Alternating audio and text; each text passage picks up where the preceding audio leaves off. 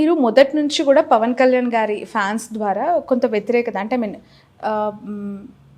Trolling కావచ్చు, ఆరోపణలు కావచ్చు, లేదంటే కాంట్రవర్షియల్ స్టేట్మెంట్స్ వాళ్ళ నుంచి వినడం కావచ్చు జరుగుతున్నాయి కదా.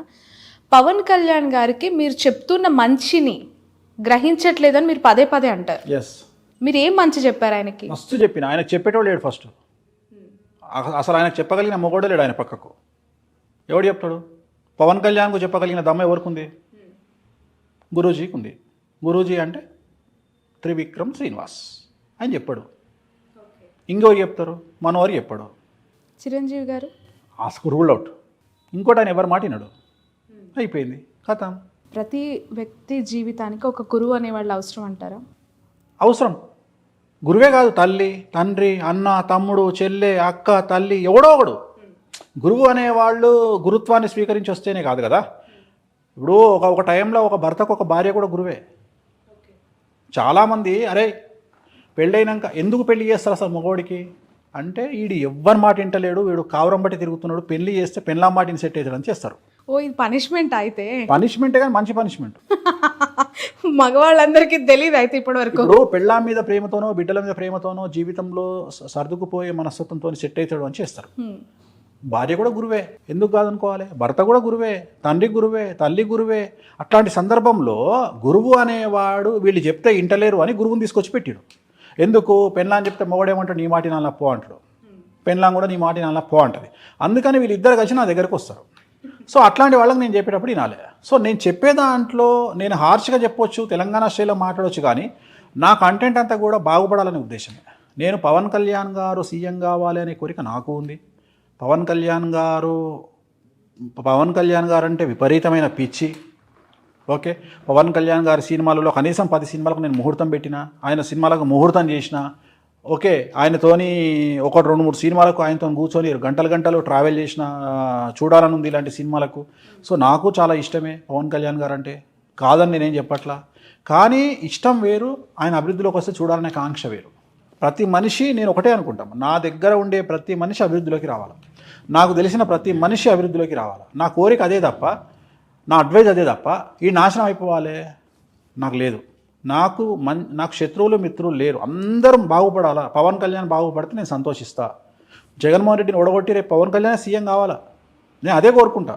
పవన్ కళ్యాణ్ ఓడగొట్టి ఇంకొకటి సీఎం కావాలి అంటే నేను జనాలు ఎదుగుతూ ఉండాలి, నేను కోరుకునేది అది.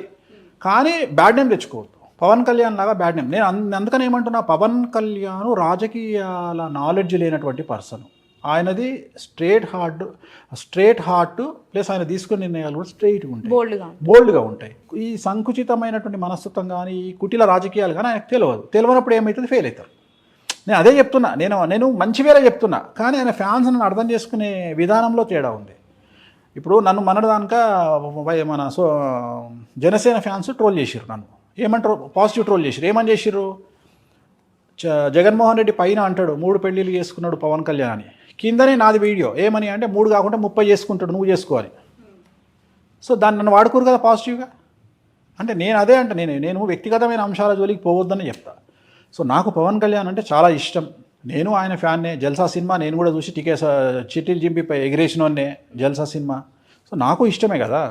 సో వ్యతిరేకం ఎందుకు ఉంటుంది నాకు? కాకపోతే ఆయన అభివృద్ధిలోకి రావాలనే ఒక రకమైన కసి ద్వారా నేను మాట్లాడే మాటల్లో కొద్దిగా హార్ష్నెస్ ఉంటుంది తప్ప నాకు ఆయన అంటే ఇష్టమే. ఆయన సినిమాల కెరియర్ ఏ విధంగా ఉందంటారు? సినిమాలు బాగానే ఉంటాయి, ఆయనకు తిరుగులేదమ్మా. ఆయనకు సినిమాలలో తిరుగులేదు, రాజకీయమే కష్టం. ఎందుకంటే కొంతమంది జాతకంలో ఒకటే ఉంటుంది, like Pawan Kalyan is like Rajinikanth, సినిమాలకే అంకితం. రాజకీయాలల్లో ఎక్స్పెక్టింగ్ 100 అయితే మనం 20 అంతే, 20 ఊహించుకోవాలి అంతే. అదే సినిమాలో 100కో 200 ఊహించుకో, సూపర్, తిరుగులేదు. రైట్.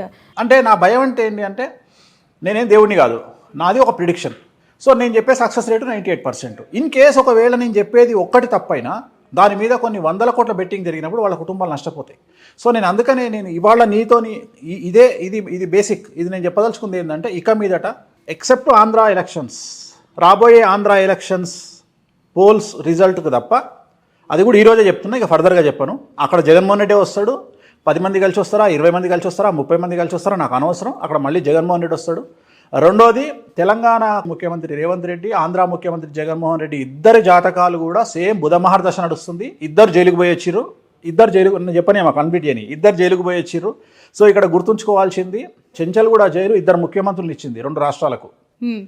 సో ఈ ఇద్దరు ముఖ్యమంత్రులు కూడా ఖచ్చితంగా నాకున్నటువంటి అవగాహన ప్రకారం కంటిన్యూగా వీళ్ళు కరెక్ట్గా పనిచేస్తే ఇన్ ద సెన్స్ జాతకాలని బేరీజ్ వేసుకుంటూ ముందుకు వెళ్ళినట్లయితే ఇద్దరు కూడా 3 టర్ములు రూలింగ్ చేసే అవకాశం ఉంది. ఏపీ రాష్ట్రంలో మీరు ఇంతకుముందు అన్నారు జైలుకి పోయి వచ్చిన వాళ్ళు హీరోలుగా మారుతున్నారు, సొసైటీలో చాలా స్ట్రాంగ్ అవుతున్నారు. మరి చంద్రబాబు నాయుడు గారు జైలుకి వెళ్ళొచ్చు, నేను ముందు జైలుకి పోయిన వాళ్ళు లాస్ట్కి కాదు.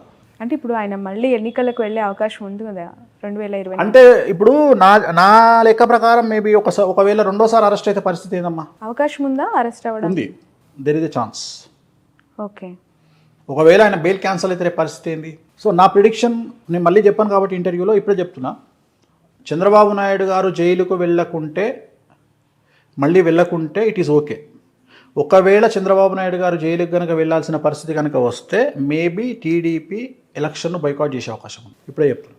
ఓకే, బట్ సినారియో చూస్తూ ఉంటే బీజేపీ, జనసేన, టీడీపీ పొత్తుతో వెళ్ళే అవకాశం ఎక్కువగా ఉంది. ఎవరు వెళ్ళినా జగన్మోహన్ రెడ్డికి గెలుస్తాడు, సీట్లు తగ్గుతాయి.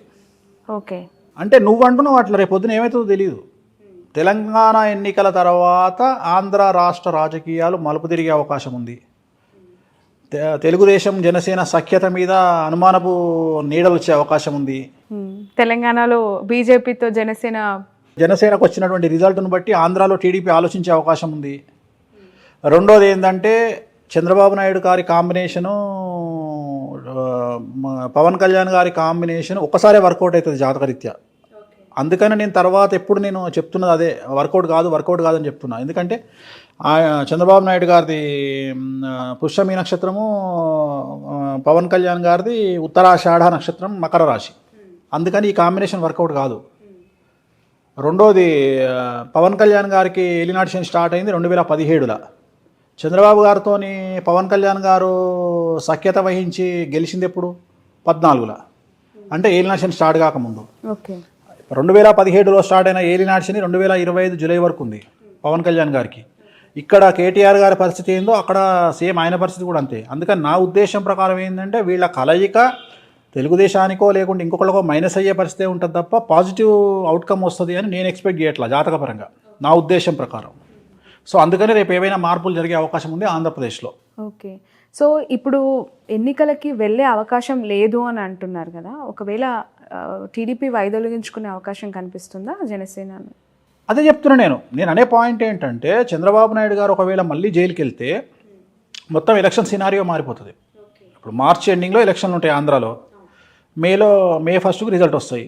సో మార్చిలో ఎలక్షన్లు అన్నా కానీ మార్చి ఎండింగ్ కన్నా కానీ వెళ్ళారనుకోండి మళ్ళీ టోటల్ సినారియో మారిపోతుంది కదా, స్టేట్ సినారియో మారిపోతుంది. బట్ ఈ పరిణామాలన్నీ సింపతిగా మారే అవకాశం లేదా? ఏముండదు సింపతి అంటే, సింపతి అవ్వాలి అట్లా అనుకుంటే జగన్మోహన్ రెడ్డి గారు 2014లో సీఎం కావాలి. ఎందుకు అంటే మా నాయకుడిని ఇబ్బంది పెడుతోంది ఈ ప్రభుత్వం, ఆ స్టేజ్ దాటిపోయింది, డెవలప్మెంట్ ఏమీ చెయ్యట్లేదు, ఏముండదు, డబ్బులు ఇచ్చి సోమర్లను చేస్తున్నారు జగన్ అని విమర్శించే వాళ్ళు చాలా మంది ఉన్నారు. అవన్నీ మళ్ళా టైంపాస్. జాతకము ఇప్పుడు తెలంగాణలో ప్రతి ఒక్కళ్ళు తెలంగాణ అభివృద్ధిలోకి వచ్చింది అని అనుకున్నప్పుడు మరి కేసీఆర్ గారు ముఖ్యమంత్రి కావాలి కానీ కాంగ్రెస్ ఎట్లయింది? ఓకే, అంటే ఒరిజినల్ ఊర్లలో ఉన్న పరిస్థితి, మామూలు పరిస్థితి, మనం మాట్లాడుకునే పరిస్థితికి చాలా తేడా ఉంటుంది. సో ఎప్పుడే కానీ ఓట్లు వేసేవాడు వచ్చి మాట్లాడాడు, ఓట్లు వేసేస్తాడు అంతే.